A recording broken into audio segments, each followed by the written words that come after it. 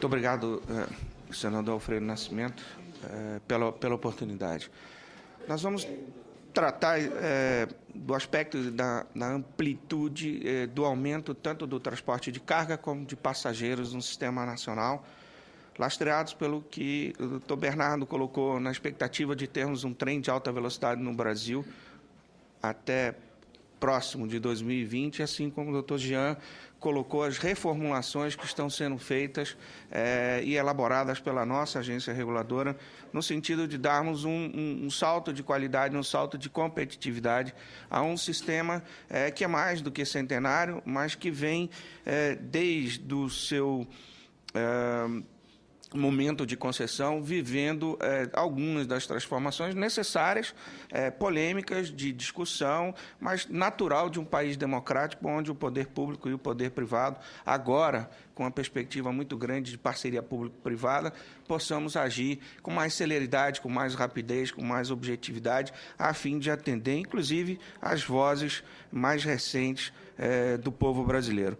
Vale lembrar, senador Alfredo Nascimento, nós estamos vivendo o que eu chamo do terceiro para o quarto ciclo brasileiro na ferrovia. O primeiro foi lá nos idos do Barão de Mauá, quando concretizou seus sonhos.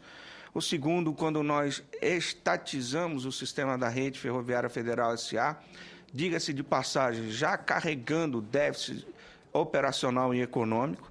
O terceiro foi, mais recentemente, na década de 90, com o Plano Nacional de Desestatização, onde iniciou-se, a partir de fins de 96 a 99, a concessão de 11 malhas públicas para a mão da iniciativa privada, recuperar algo que estava abandonado há mais de 3 décadas, completamente destruído e, de uma certa forma, com pouca utilização, como nós poderemos ver mais na sequência. E esse novo ciclo, esse novo momento, senador e senadoras, na ideia de pegar este país enorme, grande, continental, e transformá-lo numa realidade de carga e de retorno de passageiro, para que todos nós podemos fazer o uso mais adequado das riquezas naturais do país em seus movimentos de movimentação, naturalmente, e mesmo da mobilidade urbana nos grandes centros brasileiros. Mas vale lembrar que o objetivo e a responsabilidade do doutor Bernardo na condução da EPL, que tem o foco e o objetivo de trazer de volta o planejamento no nosso país, no sistema de transporte e de logística, nós poderemos vir a ter esses resultados mais mensuráveis, mais práticos dentro dessa realidade.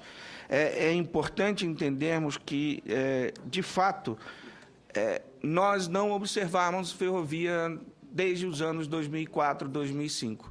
De lá para cá é que se tornou um tema de agenda nacional, que se tornou uma discussão saudável, bem-vinda, e que todos nós do setor estamos com a nossa autoestima recuperada e uma classe, uma indústria ferroviária nova no sistema. Já somos mais de 50 mil trabalhadores no sistema de carga, 38 mil no sistema de passageiros e somos mais de 42 mil empregados diretos nesse sistema da indústria brasileira. Mas a nossa lógica, como podem observar nesse mapa, que por si só valeria a apresentação, ela era de utilização da nossa costa brasileira. E aí a lógica era de corredores de exportação. As ferrovias foram criadas neste sentido, e não de integração entre elas, porque as próprias SRs, as superintendências regionais, não faziam esse tipo de trabalho de forma adequada. Então, a questão da interoperabilidade, ela tem que ser olhada no ano de 2020, assim como hoje a agência reguladora começa a observar, mas desde que tenhamos a ferrovia Norte-Sul, que vai proporcionar outras transversais para alimentar 7 novos portos brasileiros e aí sim criar uma condição sustentável, econômica, produtiva, de custo logístico possível e aceitável para os nossos usuários fazerem uso de um sistema mais adequado, combinado, intermodal e, ao mesmo tempo, e principalmente, econômico. Mas, de qualquer forma, nós temos um tempo para chegarmos nessa situação.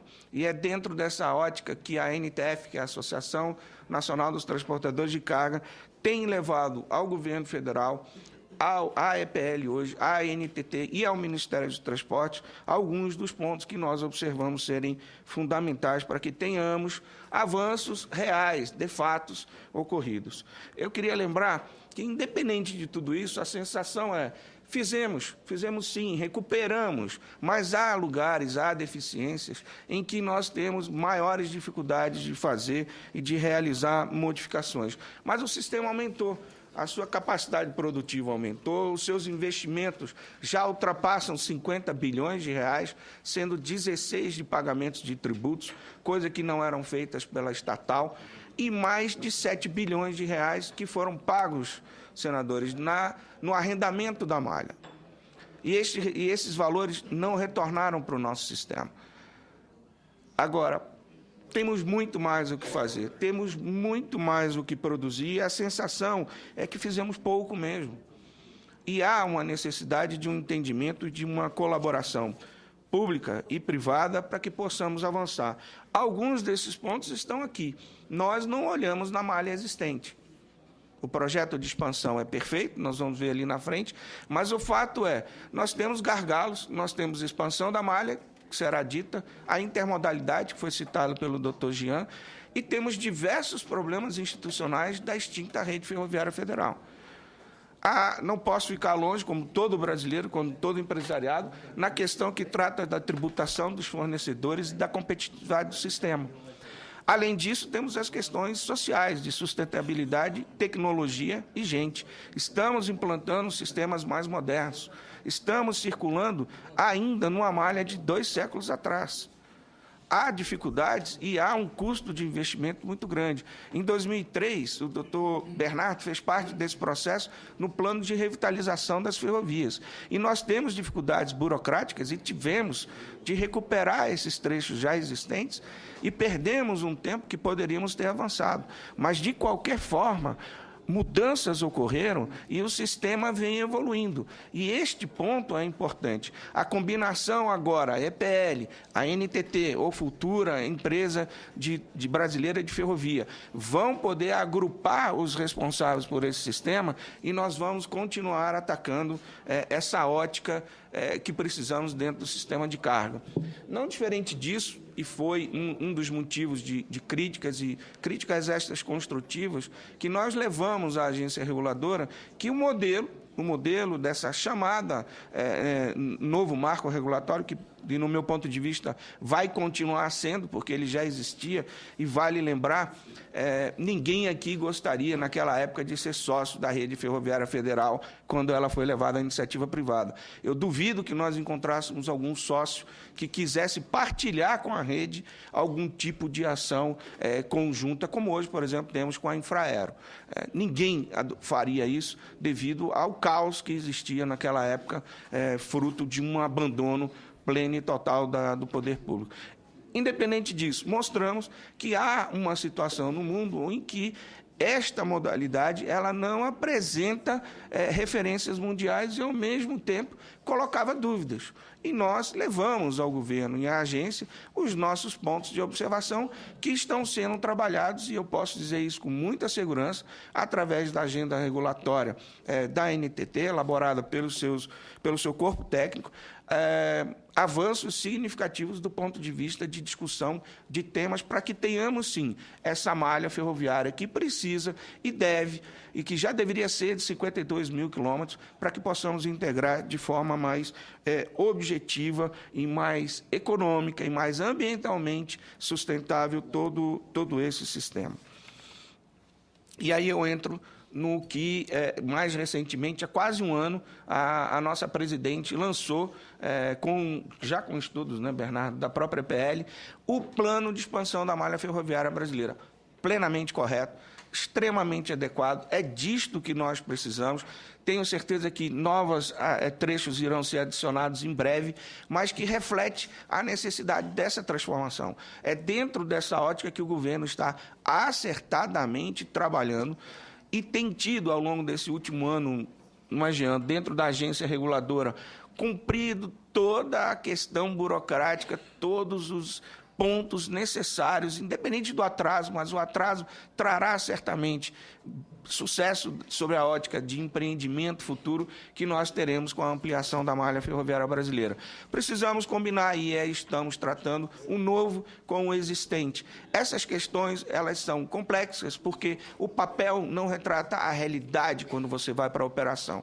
Então, nós estamos tentando trazer de ambas as partes pontos de interesse comuns para que nós possamos evitar surpresas e questões desagradáveis na avaliação do resultado desse trabalho. E é dentro desse objetivo que nós entendemos que o caminho é certo e o que está sendo feito, mais recentemente com o balanço do PAC, é fundamental para que nós tenhamos e finalmente, né, como todos nós, profissionais executivos, ficamos nessas 3 décadas, ficávamos ainda, na minha cabeça, vem de que nós estamos tratando da visão que o nosso governo dos anos 70 tinha. Nós ainda discutimos, até mesmo o trem de alta velocidade, a questão da Dutra, a questão de aeroportos, de hidrovias, a ferrovia do aço, que é hoje a MRS, que foram feitas naquela época e que hoje ainda discutimos algumas coisas que deveriam estar prontas.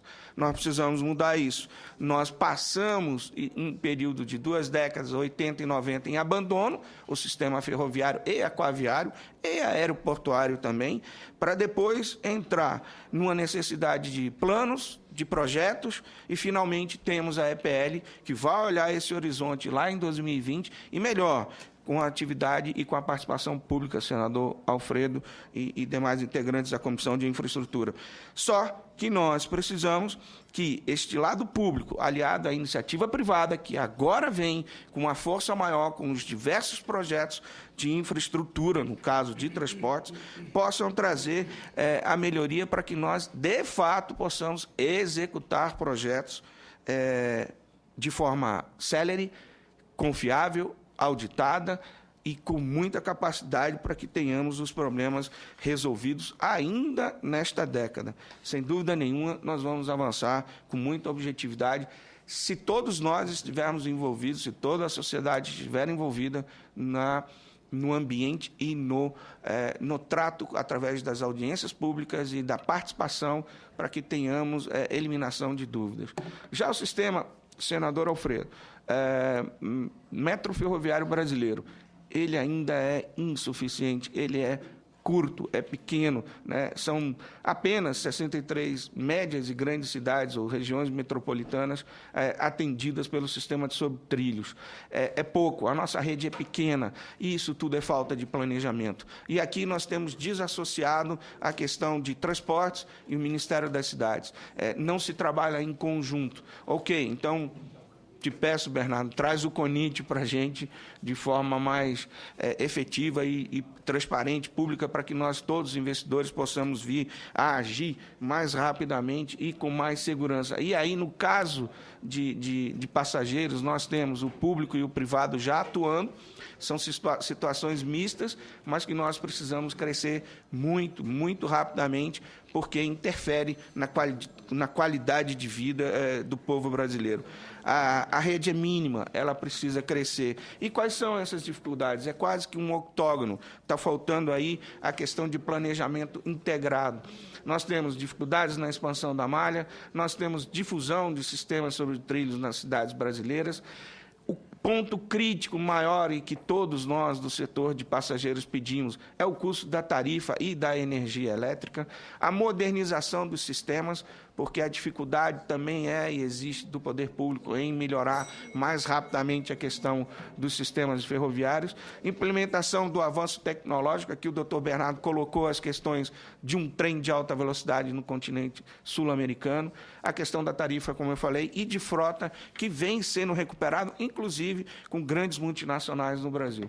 E terminando, senador, a questão que eu peço a esta casa, peço a essa comissão, é que trabalhe em cima, principalmente, da tarifa de energia elétrica. O sistema é caro e é através desse modelo que nós poderemos baixar os custos operacionais do sistema. É dessa forma que a redução da tarifa de energia ela se torna necessária para resgatar não só a questão tarifária, mas a cobrança desses serviços prestados. E aí você consegue certamente harmonizar todo o sistema, toda a questão propriamente dita da movimentação de passageiros.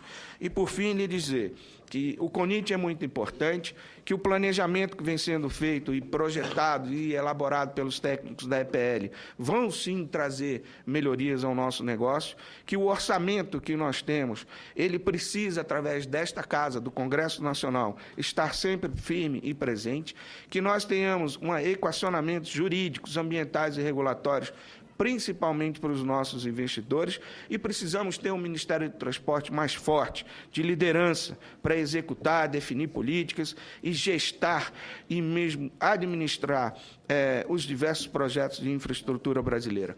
Uma ferrovia não vive sem porto. Portanto, eu sou defensor de que as agências reguladoras e o sistema seja centralizado. Muito obrigado, senador.